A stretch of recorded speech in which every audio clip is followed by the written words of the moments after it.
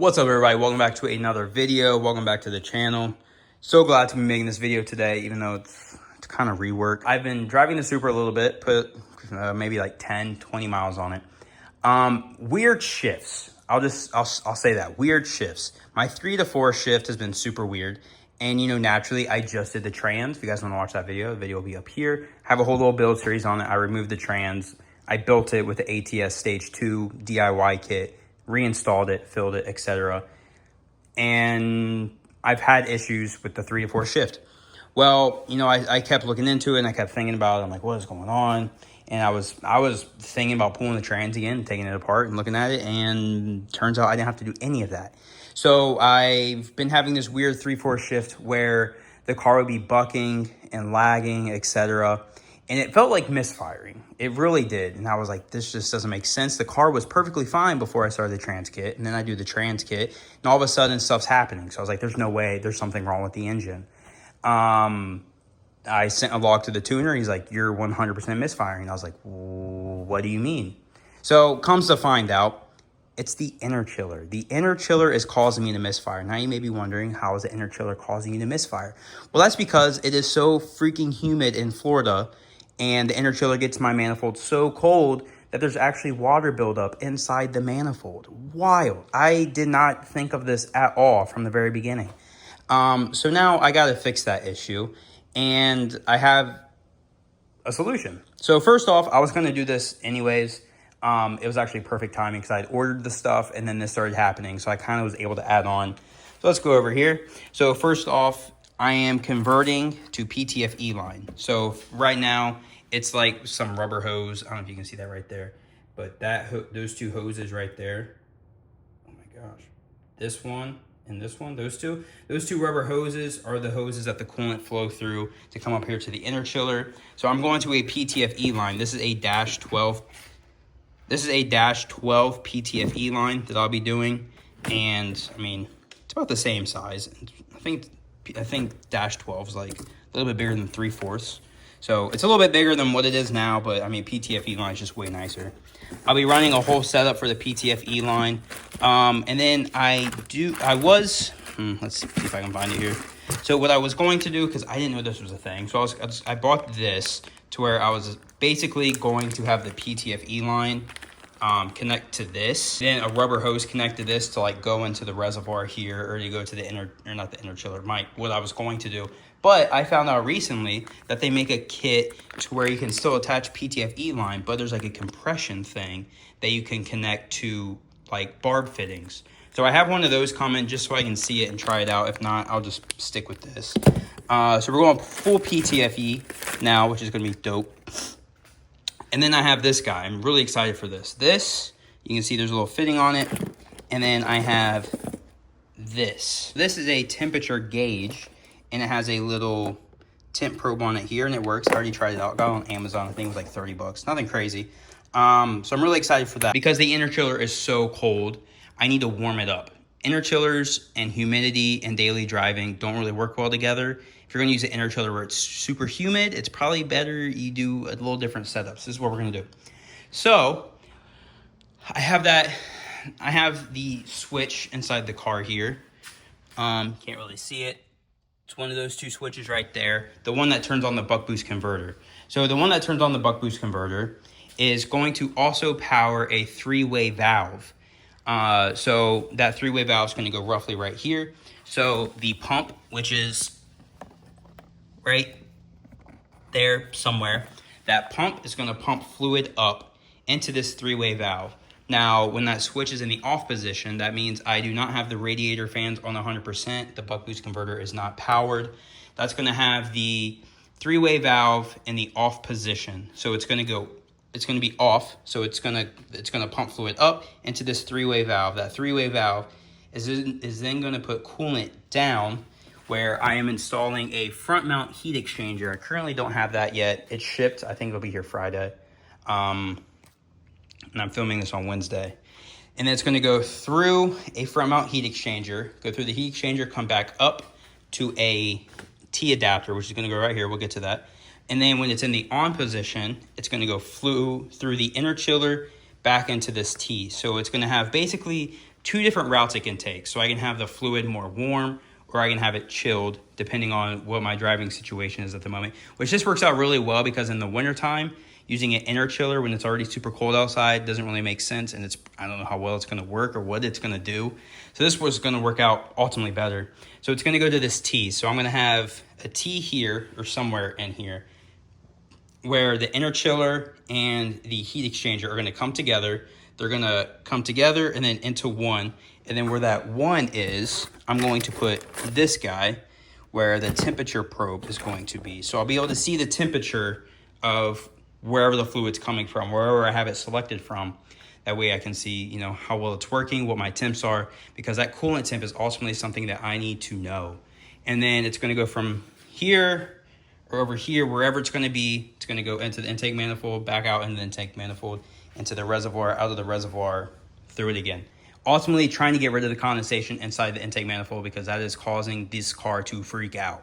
I drove it and I stayed in a little bit longer and I got like 6 error codes and the car died on me, and it's like, all right, so I checked the error codes and I had like different misfires, and I actually do have the plugs out right now.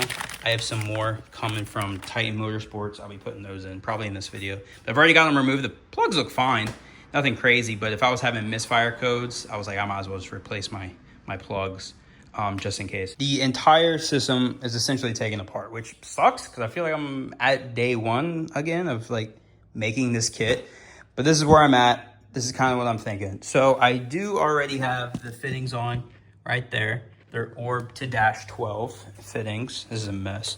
Already went ahead and removed these guys. These guys were the ones on the interchiller itself. And then I do have replacements for those. I got these guys here. So we'll be going to dash 12 with that. The next thing is I do have my pump here, and there's the spring in that. You can see there where that fed up to here. However, this is what I have to do. I have to install this guy somewhere, and I'm not sure how exactly I'm gonna do this. I'm thinking because one, the headlights here, I was kind of thinking in here, but there's not a whole lot of room. So right here is probably most optimal. And what I'll do is you can see right here, there's this gap where this guy kind of goes, but not really goes. So I'll flip this pump around to pump this way and pump straight up into here. And then I'll just, when I get the new connectors, I will take them. Oh, that's leaking. Gosh dang it. And then when I get my new connectors, I'll have one come off, go into the interchiller. And then my front mount heat exchanger that I ordered, that'll be going in here somewhere. I'll take that one and then just kind of go through here somehow. Don't know how I'm going to go through there yet. I'm kind of thinking about taking this off. I'm not even going to lie. But if anything, I'll just freaking drill like 2 holes in here where they can feed through, or 1 hole, whatever. Come in, connect to the front mount heat exchanger. And then the other one, yeah, will go in. And then the out will come out.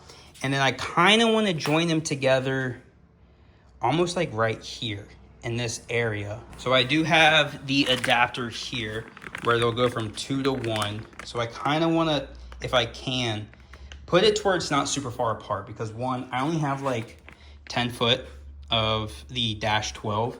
So I don't want to use a whole lot of it because I do have to run all of this, run all the way up to the manifold all the way back down to the reservoir. I don't know if 10 feet is going to be enough. I originally thought it would until I like stretched it down. I was like, oof.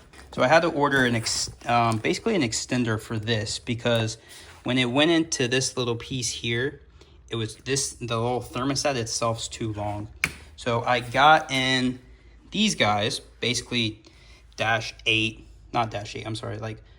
1/8 NPT extenders or whatever. So that's obviously not in all the way, but just to hold it for me. I put this in. This is too thick, so I need to drill that out. That's why I got the drill out, just enough to where this guy should fit in there. And if I torque it down a lot, either it sticks out or, you know, it's in here. But this will obviously get temperature from the coolant. So that's my next step with that. And then I am waiting on, like I said, the front mount heat exchanger. And then I also found the thermostat, and I'm super excited about it. So that thermostat has a little probe, just like this guy, where it's going to sense temp and that temp is going to be connected to a controller that has relays in it. And this controller has a low, or a cold and a hot. And when it senses temperature is so cold, it'll flip. When it senses temperature is too hot, it'll flip. So then what it's going to do is, if I set it to say 30 degrees Fahrenheit cold and 50 degrees Fahrenheit hot, when it goes below 30, it'll flip the switch, and then it'll turn on that valve to have hot coolant, or to have the cold coolant flow through the front mount heat exchanger. And then when it senses it's hot, it'll flip it again to where then it's going to go through the interchiller. That way it gets it like a sweet spot. And oh my gosh, I'm super excited for it. So my thought process with that is I wanted to basically tap it into this guy, but I don't know how good that'll be. So most likely what I'm going to do is take like the temperature sensor, and I got the pipe insulation tape, kind of what this stuff is. And I'll just basically, because I don't think it's got a thread, the controller. It comes in tonight, so I'll show you guys. I don't think it has a threading, so I'm just going to put it on there and then take like a clamp and clamp it down real tight and then wrap it in this pipe insulation tape. And I imagine it's going to be pretty close because, I mean, this is aluminum, so it's very conductive to coldness and heat. So it should give me, you know, somewhat close. It's not getting me perfect numbers, but it'll be close. I did take out my meth injection kit. This is a freaking mess, but I did have that meth kit in there, so it was kind of hard to route on my wires. Meth kit is right there. I'm not going to use it anymore.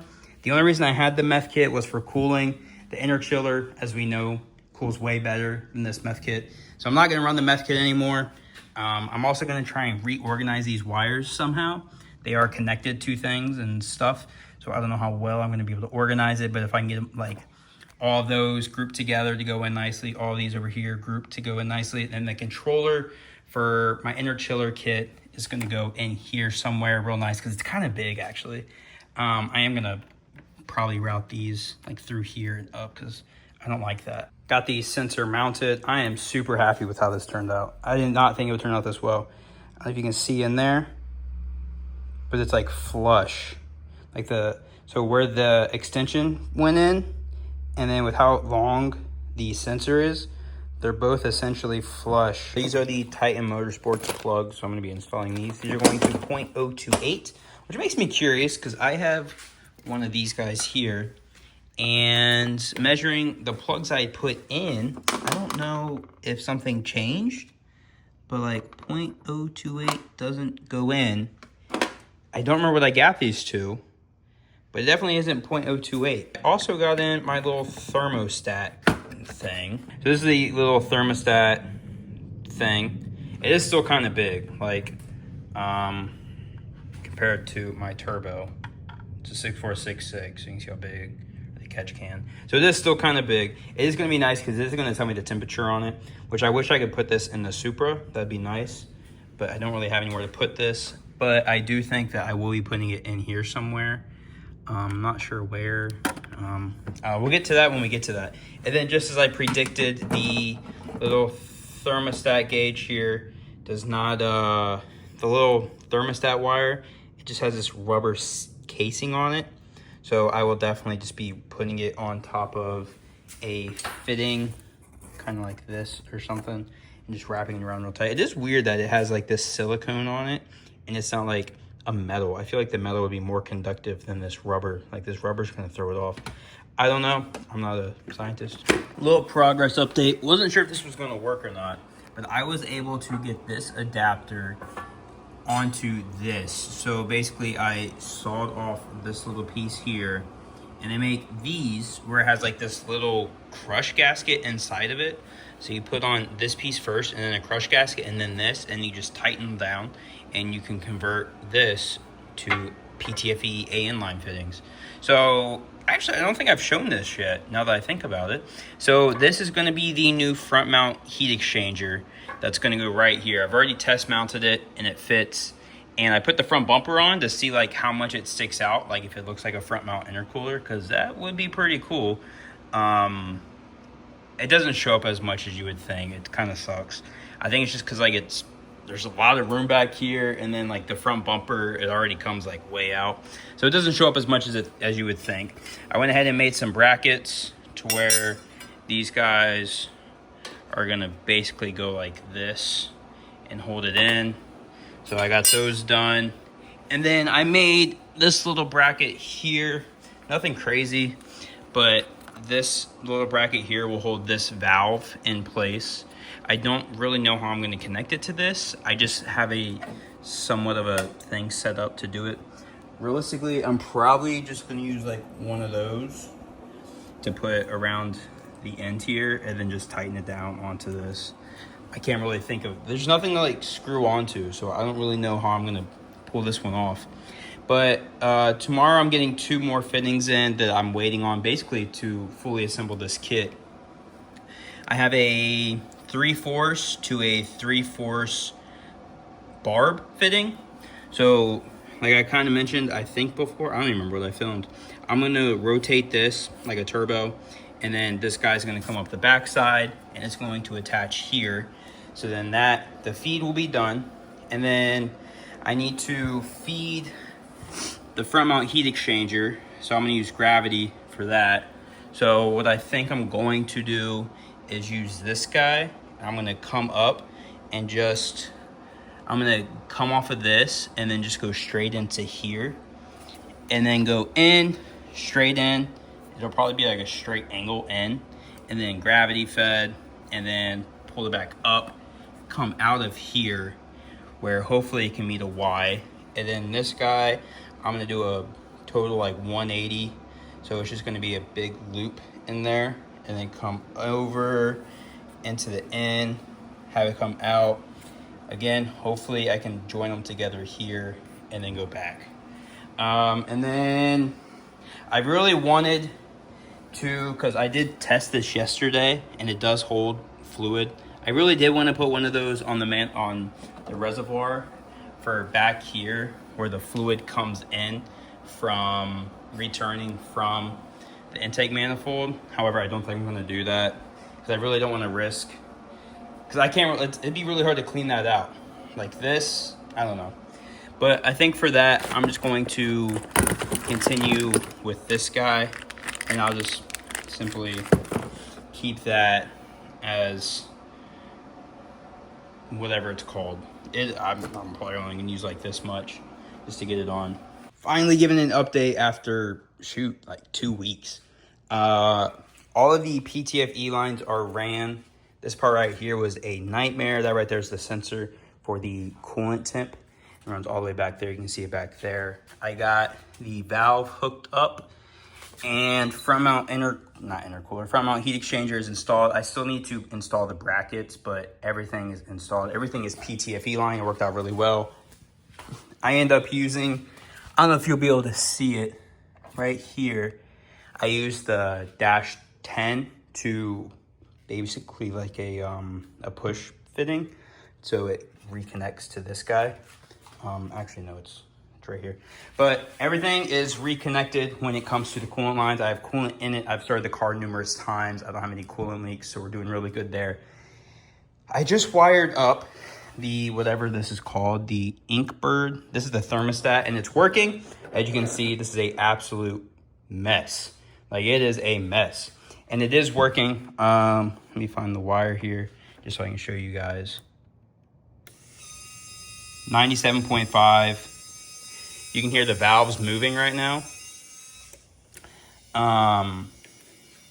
It is working right now. I haven't set it up yet. I literally just got that to work. You can see the valve closing too.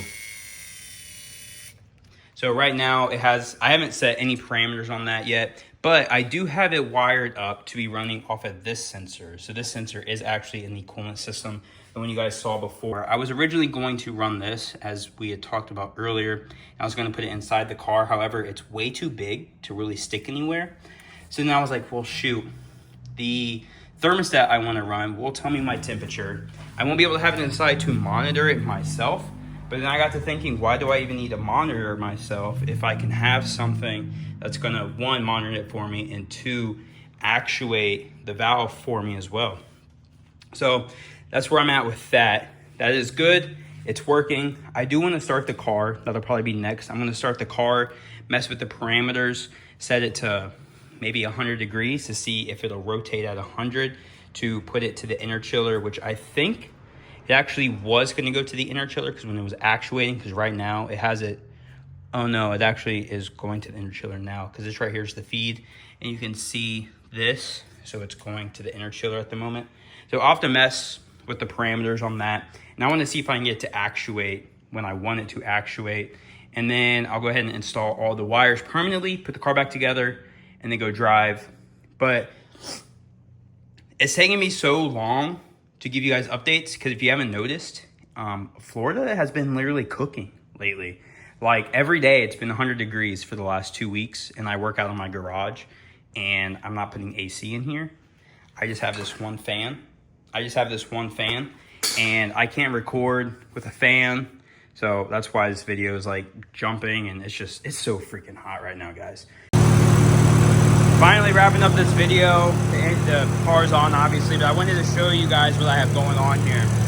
So you can see right here, that's my ink bird. It's lowering the temperature of, right there is my ink bird. It's showing the temperature of the coolant in my heat exchanger system. Don't worry about those two lines, I'll talk about that here in a second. But you can see the temperature is lowering. So the way this system's working, is that valve right here is gonna actuate when I want it to. So that guy, I have it wired to the sensor that I put in there. So what happens is that's reading the temperature in there. I have that set to trigger at 70 degrees minus 20, or no, I'm sorry, 80 degrees minus 20.